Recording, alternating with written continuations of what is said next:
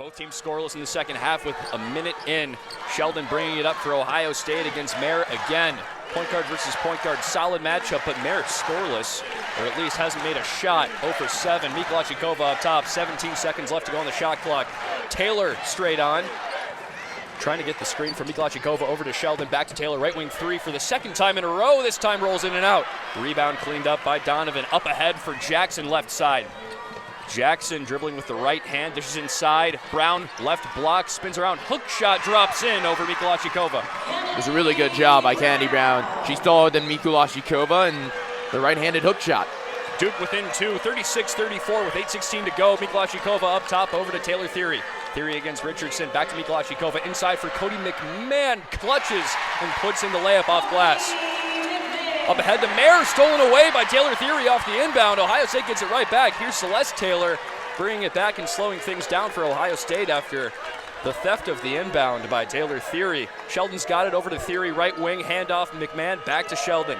Sheldon up top gets the screen from Mikolajčíková, over to Mikolajčíková, drives, kicks. McMahon driving, spinning left in the lane, puts up a wild shot, and it rolls in 38 or 40 to 35. Ohio State pressing hard. Some really good basketball by Ohio State. Mare over to the right side for Richardson. Richardson mid-range jumper, right wing. That's cash. Pure shot for Richardson. 36 for Duke now. Celeste Taylor in a hurry down the lane, spin around, misses the easy one, gets the offensive rebound though. 20 seconds on the shot clock, over to McMahon, right, left wing. 7:16 to go on the game clock. McMahon into the lane, puts up a tough shot, blocked by Donovan, but they get her on the foul. It was a good call. McMahon initiated the contact, but you could hear the arm slap. Now we'll have two free throws. That was on Donovan, her third foul, so she's going to come out for a bit. Looks like Delaney Thomas is coming in. Back to the theft by Taylor Theory, as you described it perfectly. Just kind of pickpocketed Duke. They were caught off guard, and a little lackadaisical play on the inbound, and Theory was just like, I'll take that away from you. Wasn't the crispiest pass into Jackson, as you said. McMahon first free throw is true. 41-36, and McMahon not the best free throw shooter, 61% this year, but she's 6 for 8 from the stripe today, or 5 for 7. Looking to make it 6 for 8, and she does. 2 down for McMahon, 42-36. Cody's got 20 points already. Taina Mare up the court for Richardson right side, just across the timeline for Duke. Mare at the Ohio State logo, Theory's guarding. Cara Lawson looking on, the head coach on that sideline. Here's Brown at the top of the key, handoff Mare straight on three, and she needed that one, her first field goal made in the past 2 games, Matt. What a shot, and now just cut into a one-possession game by Mare. 42-39, Sheldon on the right side for Ohio State. Into Mikolajčíková, handoff. Theory left wing, fakes the three, steps back, gets it over to Taylor now. Duke transfer, hands off Sheldon. Sheldon up top. Sheldon driving right on Jackson, puts up the shot, and it's good from the right block off glass. Really aggressive take from J.C. Sheldon down the right lane. Brown's got the inbound, gives it up to Mare up court. Here's Richardson in her favorite spot, right wing midi, no good, rolls out. McMahon gets the rebound, Richardson takes it away. In for Thomas, Ohio State fans don't like the call. Jackson right wing three, no good off front rim. And the rebound's out of bounds off McMahon, and she took an awkward fall.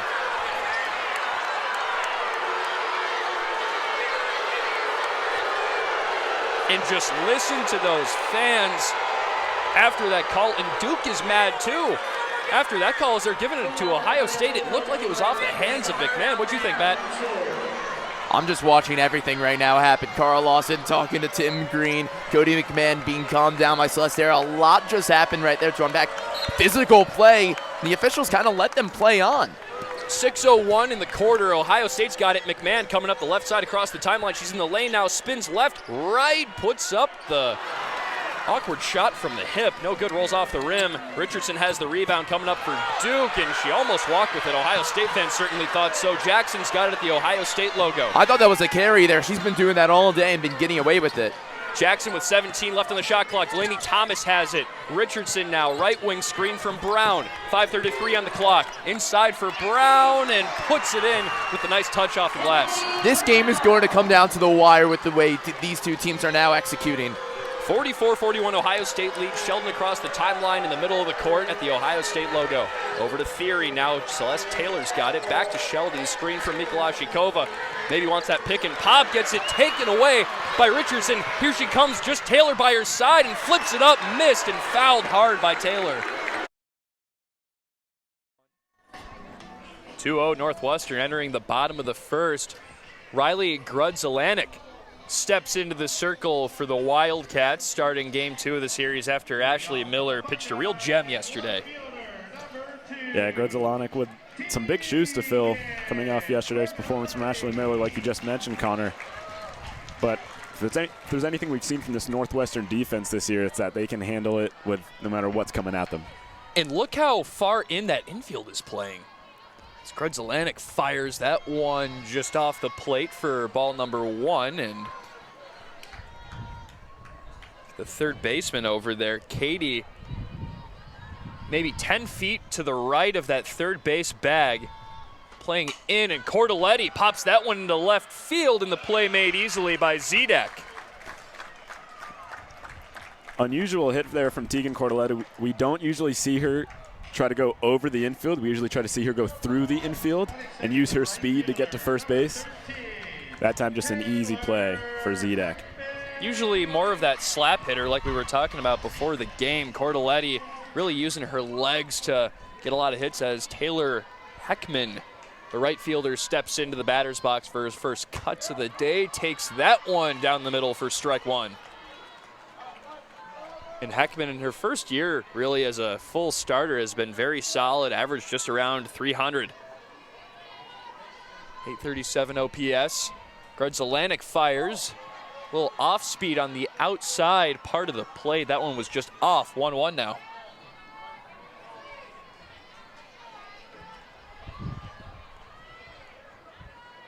Wind died down a little bit.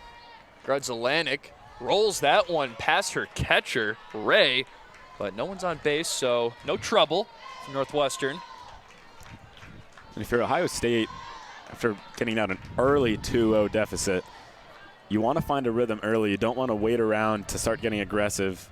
We saw Northwestern get aggressive early at the top of the first, so if you're Ohio State, start swinging. And they do there. Heckman dribbles it over to shortstop, and the play made easily. Donahue over to Munoz for the out. And that's a strong pitch from Riley Grudzelanek, being down in the count slightly, down 2-1, but not getting too safe with it and still throwing an aggressive pitch, and ended up successful.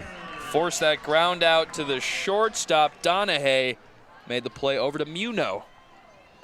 Fires the first one and fouled back by Jasmine Burns, the star freshman for Ohio State. And that net wasn't there. That might have gone straight to us, Henry. I had the hand ready, Connor. I was absolutely prepared. Got to bring your glove here. Sure need that, as foul balls get in the crowd here quite frequently, as the 0-1's delivered by Grudzelanek, and that one fired into center field shallow as the second baseman, Robinson, went out there to make the stab. And all three batters retired for Grudzelanek. Solid scoreless first inning for the right-handed pitcher. We'll be back in the top of the second. 7-1 Purdue leads in the bottom of the 8th. It's been all Boilermakers this whole game. They got the 5-run lead in the third inning, and they really haven't looked back since. I think you got to give a lot of the credit to Dorn. He's taken so much of the stress away from the bats. They're scoring now. They had that big 5-run third, but they don't feel a necessity to go, all right, we have to keep scoring, because it's a 1 or 2 run game. He's kept the Buckeyes silent for 12 straight batters. He has been pretty incredible. 4 innings pitched, 5 strikeouts, and as you said, he's kept him quiet for 12 straight. Perfect so far. Coming up to bat is Josh Stevenson, trying to break that streak at the bottom of that Buckeye order.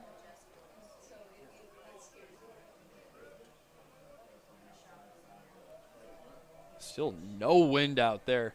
That American flag out in left center, almost completely still. A little unusual after the week we've had down here in Columbus. Now that you say it, it's probably going to be 30-mile-an-hour winds for the next week and a half. It's going to be rainy for the next week. Of course it is. That's that Ohio weather, and not too dissimilar of what goes on over there in Indiana. So over there in West Lafayette, the Purdue team, I'd imagine getting some similar weather on a similar longitude. Last time I was there, it was raining, and the day before it was, 60. But this was also back in January, so take it as you will. Grounded up to second base, Stevenson, and that's fired back to first. Gaffney makes the play off the throw from Green. So still no blemishes for Carter Dorn. Rolling over a fastball at the knuckles. Easy pitch and catch from Green to Gaffney. Trey Lipsy coming up to bat. He was the hero yesterday. Can he do something similar today? Not really in the position to, down 6, but can he at least get on? Be a start. At least get a hit. I mean, it's been 4 innings. There's only 1 on the entire game. Picked up that front foot. We thought about taking a cut at it, but it dropped out. And yeah, 1 hit today for Ohio State. It was that RBI double back in the 4th inning for Matt Gravelin. Another take by Lipsy. Didn't even think about lifting up that bat. And not a bad game plan. Now getting deeper and deeper into this one for Dorn. He's trying to go for what, his 4th complete inning? 5th at this point. Yeah, you're right. He's going for his 5th. He's got to make him throw as many as he possibly can. Because if he is a long reliever, normally a long outing for the long reliever role is 3 innings, maybe. Now you're almost doubling that. He's gone longer than their starter has at this point. Fired into right field just over the glove of Gaffney. That one gets down all the way over the warning track, and Lipsy is going to dig for 2, makes it in with the head first slide. Big double for Trey Lipsy's 2nd hit for Ohio State today. Both of them doubles, one to left field, this one to right. And you said right over that heading jump of Gaffney. Spence backhands it, throws it in. Even with a clean field, Lipsy took a big turnaround first and was going to chug for 2nd.